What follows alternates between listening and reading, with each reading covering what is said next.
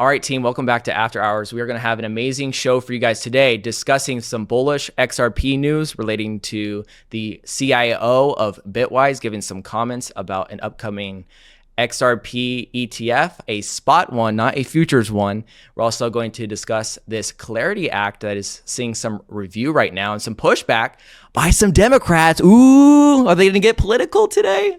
Not really, but we're just going to discuss some people that are having some critiques about this Clarity Act. And we're going to see, are their critiques of this act valid? And finally, we're going to give you probably my favorite part of today. Maddie's going to go to the charts and give a little technical analysis of Casper. I'm hoping that this one, Matt, can be one for the ages, the go-to Casper charting for this year. People that can reflect on this chart and see where we are, maybe 12, 18 months from now, to see what we were at, because, price does not look all too great right now, thinking about from a macro term for how long we've been investing in Casper, right? But looking deep into the future, if the risk to reward looks good, if the project is developing, which we've covered, the project is developing, Casper is seeing tremendous development right now, maybe it is a worthwhile investment, and that's something we could look back upon in the future. I also wanted to give a little thanks here. Matt got me a little Shure mic. He was like, I'm tired of that broadcast mic, bro. This is not a TV broadcast. Let's get into the 21st century here. So Matt, I just wanted to say thank you. Also, Matt, I also wanted to discuss crypto charge before we get into the show here, because we are going to be discussing ETFs, which are very lucrative for our boomer audience, but people that want to act our age and want to be self-directed, they need crypto charge. Absolutely. So Crypto Charge, guys, is our all-inclusive education experience when it comes to investing. And we cover other markets outside of crypto as well. Every day we take a look at the big three, Dow Jones, S&P, and NASDAQ. We take a quick look at metals, dollar markets. Sometimes if things are going really crazy with other indices, currency indices, we cover those as well. We have our learning center with a bunch of quick start resources for you guys, including our consistent investor strategy, which is a really great place to start if you are brand new to investing, or you've kind of had a little bit of like a hodgepodge strategy in the past, and you're looking for something like a little bit more concrete to work off of. It's a great place to start. We've got our coin library, which was just recently updated at the top of last week with brand new analysis, entry points, exit points, and of course our Discord community where you guys can ask questions. With code YouTube, you guys get 30 days free and 50% off any membership. So monthly, that's $49 a month, or for the year, $4.99 for the year. You can get a bigger discount if you go with that yearly.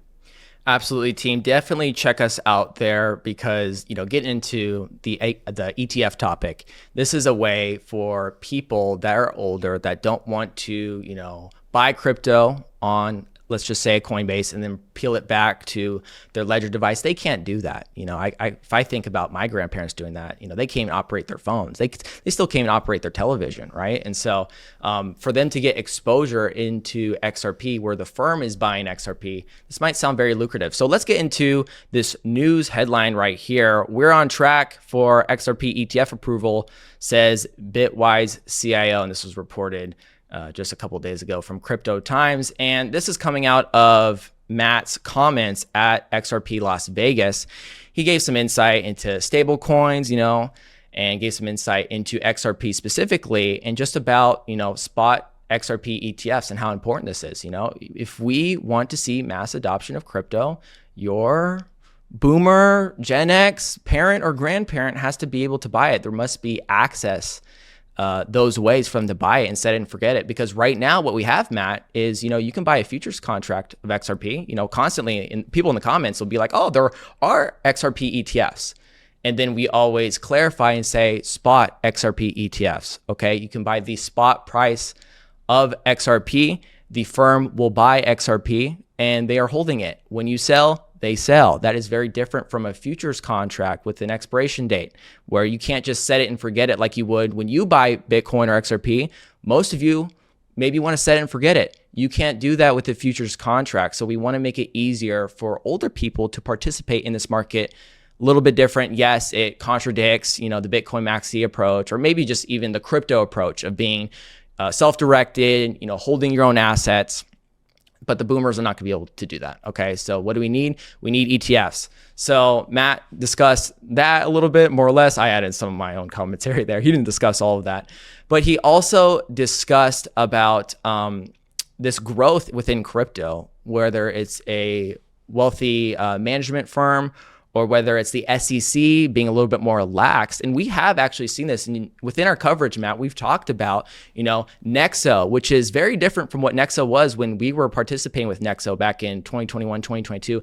Nexo is now a wealth management platform. And so they're coming back to the US. You also had JP Morgan allowing for people to collateralize their crypto ETFs. I don't know if we covered this. Yeah. You covered this on the website. We covered Matt. this on the show. Yeah, absolutely. So we were talking about the ability to take your ETFs or your shares of ETFs and being able to put those up, collateralize them, take loans out against them without actually selling the underlying assets. So that's something we've actually talked about even before this was an ETF ideology of talking about taking our spot assets, being able to eventually in the future put those up and collateralize those. But this is a huge step in the right direction. I'm very excited about it. I posted it also on Instagram and a couple other places. It's actually a much bigger development. I think people are realizing that it might be right now. Right. And so some of Matt's comments at XRP Las Vegas, there is no date. There is a date floating around online that's not verified. It's this October 20th, 2025 date for a spot XRP approval for this specifically this Bitwise one. I don't see any validity there. So you kind of just throw that into the trash bin. But, as we've seen with the spot Bitcoin ETF approval, it took a long time. And then, once they all were approved, a couple months later, we saw spot Ethereum ETFs. And now we're almost like, we're many months behind that, year after all this. And we are waiting on, some altcoin related spot ETFs. And so will this come to fruition soon here? Matt Hougan seems very hopeful for that to be happening soon here. And so we're kind of just sidelined. We're waiting for these spot ETFs to come into fruition here. But I did want to kind of give you guys some insight here, because if you go online, like I said at the top of the show, you can't just see, one whole sheet of what's pending right now, right? And so I'm not going to talk about Pengu coin being filed by Canary Capital for a spot Pengu ETF. We're not going to talk about that, but I just want to talk to you about some notable ones, and they're mainly related to, number one here is XRP. You're seeing the most filings with spot XRP ETFs by 21 shares, by Wisdom Tree, even by, I think it was VanEck. Yeah, Canary Capital. VanEck was for Solana, and that is the second one. So you have XRP, and then you have Solana, and then also you even have a Polkadot spot ETF. So this is very exciting. Those are some of the prominent ones that are pending right now. So we have not seen approval yet, but I think these could be very exciting, Matt. And so, we talk about this all the time, or at least, whenever an ETF gets brought up, like I just brought up with, hey, if you're not going to become a crypto charged member and you're an older person, this is kind of the route they take in buying a digital asset. I would say that there's probably an even bigger cohort beyond just maybe the older generation that doesn't want to get involved with Coinbase or whatever, just, all this extra steps. You probably also have a very large cohort of people that, have a regular 9-to-5 job, W-2, but the opportunity to contribute to, some sort of 401k or, something that is self-directed through their company. Maybe there's matching that occurs there. And without having to deviate and set up a separate 401k or roll their 401k, being able to just have that exposure, even a portion of that exposure, just being a regular everyday person without having to take those extra steps, that really does open up a lot of liquidity and a lot of options for those people that previously would have not been interested just because it's extra steps. It's deviating from what they know is like their regular investing schedule, and allows them to just add it as a portion of their portfolio and diversify a bit instead of having to really open up another vertical of management. So I think that this is very exciting long term for a lot of everyday people as well, not just the older generation. Absolutely. And institution involvement is tremendous, right? And that's what we talked about. That was kind of the talking point for years on end was, approval of spot ETFs, offering like IBIT at BlackRock, one of the most popular ETFs of all time. Is so very successful. And so your average person can get involved in that, where before, what they would have to do, they would have to become a crypto charged member and watch the 45-minute introductory video, and then, which isn't hard at all, by the way, team. I just wanted to throw that out there, I mean, that's really not hard at all, guys. Like, come on, crypto charge you, or, pay your fee at your, brokerage. Come on, guys. So obviously that kind of sound biased there, but you guys know our stance on this, right? You want to be self-directed. I don't want to have to sit here and consult with people that know nothing about Bitcoin or crypto, because that's what you're going to see upcoming with this Clarity Act here. Is, from my point of view, you see a bunch of people talking about, the Bitcoin network talking about blockchain in general, and they have no idea still about crypto, right? So we're trying to pass legislation here, and we have no idea what we're even passing, right? These acts, the Genius Act looks amazing, right? And that passed the Senate, sitting in the House, pending in the House right now. Now, what's coming next is the Stable Act and the Clarity Act, and this Clarity Act is supposed to provide some clarity for digital assets. Let's get into this. U.S. Crypto Law Clarity Act sets for review on June 10th. Lawmakers will review the Clarity Act, which is tomorrow, a bill aimed at setting clear rules for digital assets. This review is a key step before the bill can be voted on. So going over a little bit of the bill, this was offered up by Republicans. They have had plenty of meetings going over the bill, and so they just had a minority meeting, little Democrats offering some critiques to the bill. And I think we'll get into it a second here, but I thought the critiques were a little bit weak.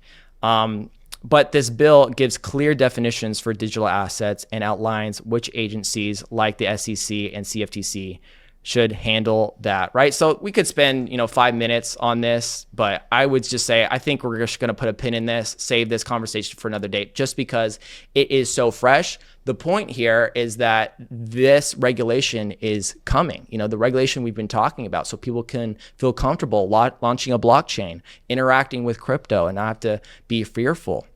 But we'll save that conversation for another day, as more in depth, because we're just still in the review process. I did, however, Matt, want to talk about some of the comments related to crypto, blockchain, DeFi, TradeFi, and I wanted to throw out one of this comment. Me and you went over this before the show, and we had Amanda Fisher here. This bill's regulatory gaps will not be quarantined to crypto. Fisher said that by carving out crypto out of U.S. securities laws that have existed since the 1930s, the Clarity Act would incentivize traditional finance institutions to shoehorn routine functions like capital raising onto blockchain network as a means of dodging regulation and lowering costs. Ultimately, this conversation really just spun out last week, Matt. And what happened was instead of critiquing the text of the bill, you want to know what happened? And we were critical of this last year about Trump's involvement within crypto, launching meme coins. What happened is this conversation was derailed. So Representative Meek stepped in and started offering some critiques of Trump and his involvement within crypto. You got launching meme coins, participation here. And of course, it's like, oh, if Obama did this, whatever.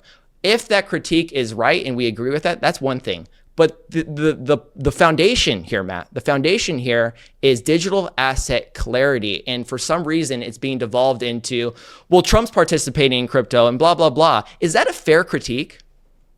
I mean, it's kind of two separate things, right? I've obviously had my own personal opinions about how I think that we should be going about this, especially if you're a person who's kind of in that regulatory space and you have power to influence and kind of manipulate things. Yeah, I think that there's probably some bumpers and guardrails that need to be in place to make sure this stuff doesn't happen and we don't have the President of the United States manipulating, any sort of market at this level. But you also are taking a very important and complex issue that we've had a lot of court level clarity on, especially over the last 6 to 8 months in relation to what digital assets are and outlining exactly why they are so different from securities and they don't fit in that securities box, because they certainly don't. The fact that you can, in the primary function of any cryptocurrency or DLT solution, regardless of if that's how you end up using it or not, is to pay for gas fees on a native network. And of course, price goes up and you can use that as an investment. But more often than not, right, the native purpose of that is to pay for gas fees on that network. So of course they don't fit into that SEC box, and they didn't fit in there for years because companies tried and they tried to fill out the forms, and there was not enough boxes for them to fill out because it doesn't fit that criteria. So shifting some of this responsibility over to CFTC is probably a much better fit for at least existing government entities that oversee these types of assets. And I think that we'll probably see an entirely new vertical born to oversee crypto as time goes on, because it is so unique. So of course, you're going to have, especially, regardless of where you sit on the aisle, any anytime there's a new technology that they sincerely don't understand, and I think that there's absolutely no way that these people have studied the technology deeply enough to understand truly what they're even trying to regulate, is you're going to have kind of these lash out comments. And you kind of had this when the internet was, first coming about too. Lots of backlash, all the things that could go wrong, and, the technology is too dangerous, right? And we're kind of seeing that same thing here. They're going to try to, jump around regulations, or try to cut costs. They're going to try to skirt important bumpers that we put in place in the securities realm. Well, guess what? You got to do some work now, right? If you believe that this truly is that different of an asset class that needs this kind of regulation, and we know we can't apply just blanket SEC laws that have been around, like you said, since the 1930s, which, hello, we're almost 100 years, since that was created. I would imagine that we need to shift our legislation a bit to accommodate. You're going to get some of this, crazy, nonsensical backlash comments when really what we're doing is we're taking a very slow and friction-involved financial system, and we are laying it on vastly new rails. And it's going to change the way that we do business, and it is going to require an evolving regulatory approach to that, overall asset class. But I don't think that it inherently means that people are trying to get away from obeying the law, or trying to cut out the middleman. We're just doing business in a much more efficient way, and of course that's going to take some work. So boohoo, Washington, it is going to take work, and it's you're going to have to actually work on this. Right, absolutely. Efficiency with crypto is the hot topic right now. Other, tokenization falls under that, but efficiency. Matt Hougan even talked about that with stable coins, and so as more stable coins are going to be minted, and so this is very interesting here. I can say the least. We're in the reveal process. People are throwing out their critiques, and I think the critiques, just like Maddie explained, are not really interested, in crypto itself. It's more interested into the participants, which we've always strayed away from, right? Like, is Hex good or not? Even though it's related to Richard Hart. No, it's not. I don't buy Hex, there's been plenty of people in the past that participate within the XRP ledger or the Casper network that I'm not a big fan of. Does that mean I'm going to stop buying XRP? Absolutely not. Here's a quick little flash of the Financial Services Committee, their list, why the Clarity Act, just to give you, a quick little read if you want to read this yourself, because we're not going to go over all of this, but we will, talk about this in the future, because the Genius Act being passed in the Senate, sitting in the House right now for further approval, as long as this Genius Act is not held back, which is like a big stepping stone here. If we can't get past stable coins and we can't get to digital assets like, Bitcoin, Ethereum, XRP, and talk about, SEC and CFTC involvement, forget about it. Just forget about it. And so we're not going to see any real regulation. That's what I'm trying to say here. Let's wrap up here. And so I want to wrap up with, a little bit of charting from Matt here with Casper. And, Matt did, I think it was 2 weeks ago, right before he went to EDC on one of the Wednesday or Thursday show. And he really did a phenomenal job going over Casper. And the reason he did such a good job is he kind of clarified for everyone, okay, guys, there are things that are possible with Casper. Let's talk about price-wise what's probable with Casper, and that's looking at support and resistance levels. So Matt, can we go to the charts right now and give us your best outing here? Yeah, let's take a look at Casper, guys. Let's talk about this from a little bit of a practical standpoint. And I think that so many videos out there will constantly, use the titles or, whatever, the little cover photos of, is Casper at $5 possible? Casper to $5 by 2027, yeah. Right? And those are the videos you click on, because of course you look at your bag, you think about what that number is multiplied by your bag size, and you're like, holy shit, yeah, I'd love to learn more about what it would take for a $5 Casper, right? Mm-hmm. But it's kind of almost irrelevant, right? When you think about some of these numbers that aren't really supported by a lot of previous price action. It's possible over multiple cycles, but you need to look at market capitalization. You need to look at what's required to come into this market to make that happen. And I think even some of the targets that we have, I think they're highly achievable, but still require pretty meaningful market caps in the grand scheme of everything, right? So again, big believer in the project, fundamental wise, but there are things that we need to consider.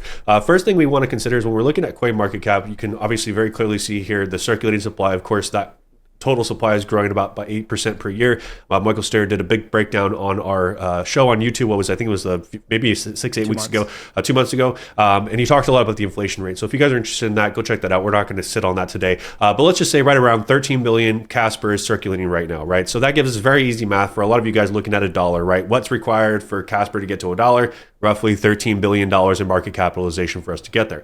Let's talk about some of the things that are more immediately in front of us right now. So, of course, a lot of you guys are pretty familiar, or if you guys are not, there has been some nastiness that occurred, obviously, in this market between both a hack that occurred on the network. Of course, we had a really excellent reaction from validators where you're able to keep that value from being stolen from the network and make users whole again. But nonetheless, when the network's down for several days and they were examining the entire chain from Genesis backwards or Genesis forwards, it took some time to get there. Then you, of course, had the Casper Labs partnership, which was a bit confusing for a lot of people. And you had Casper Labs leave the Casper network and decide not to build their for-profit project there and decided to build it on Hedera instead.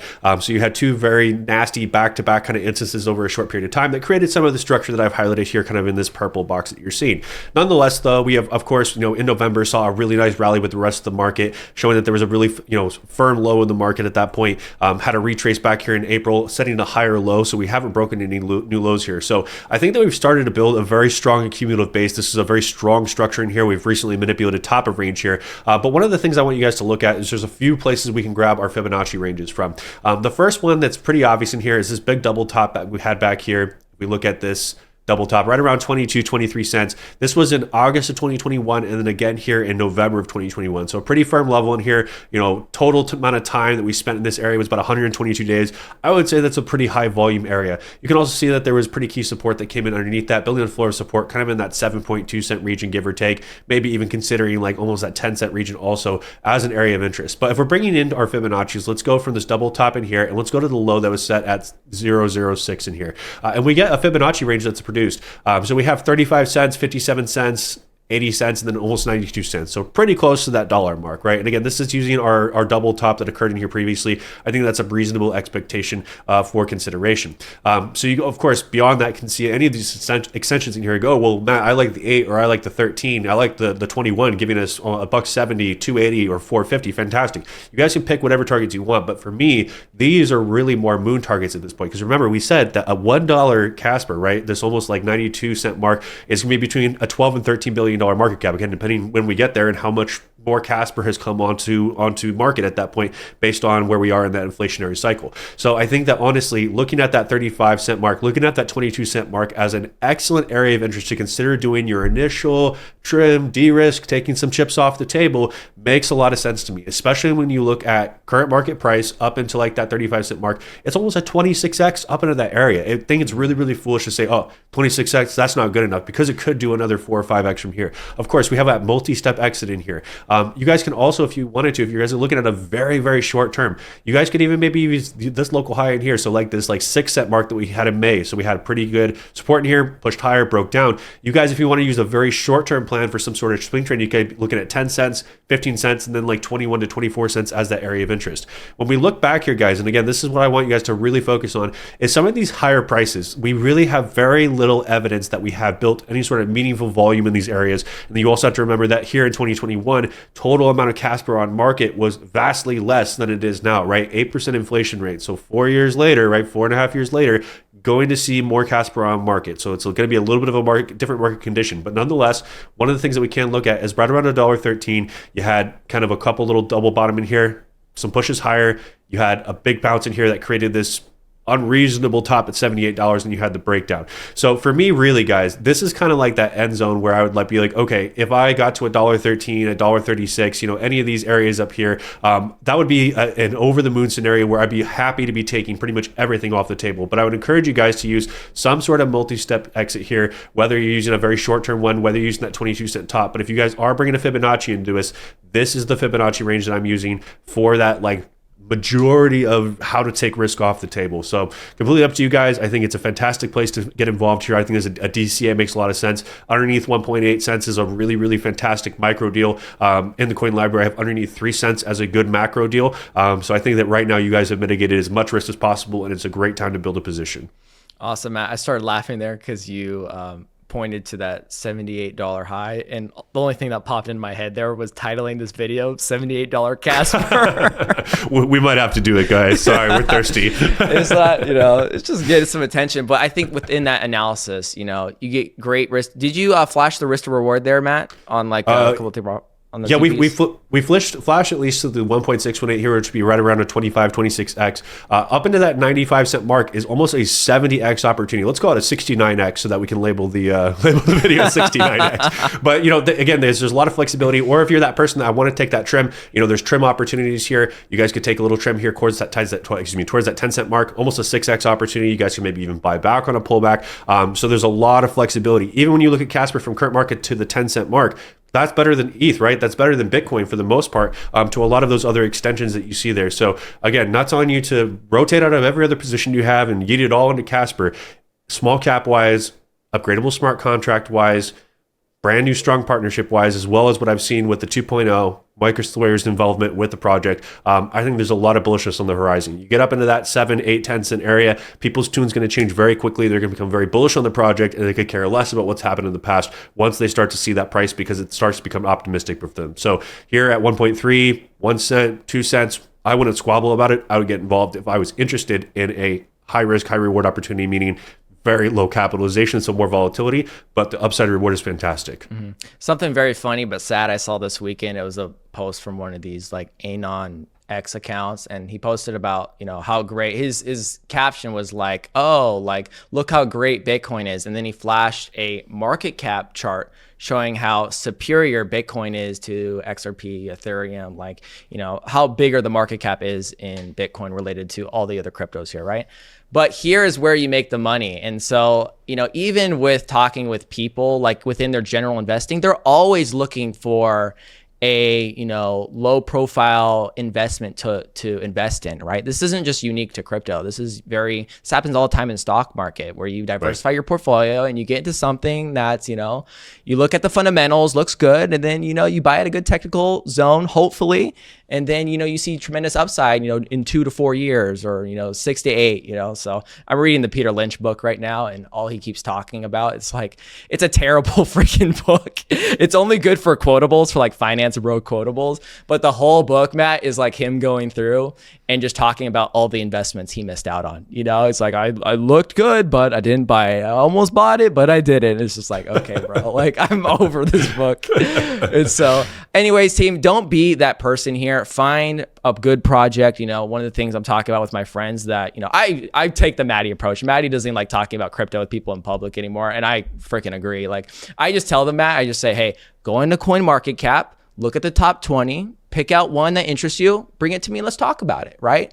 They never come back to talk about it. They just always... They need the quick recipe, bro. They just want the prescription. They don't want to hear anything else. Tell me what to buy and why I need to buy it. They don't want to do any research on their own. Not at all. Right. But team, if you have questions, which we're obligated to, Maddie's going to answer them on Wednesday here, leave them in the comment section down below, and we'll pull them up this Wednesday at 2:30 p.m. Pacific for our show on Wednesday. If you have questions, you can leave them in the comment section down below. We'll pull those up. We won't be, we won't abandon you. We'll bring them up if they're good. If they're hater ass comments, we're not going to bring them up. Team, if you got any value here on the show, make sure you leave a like, and we will see you guys on Wednesday. Bye.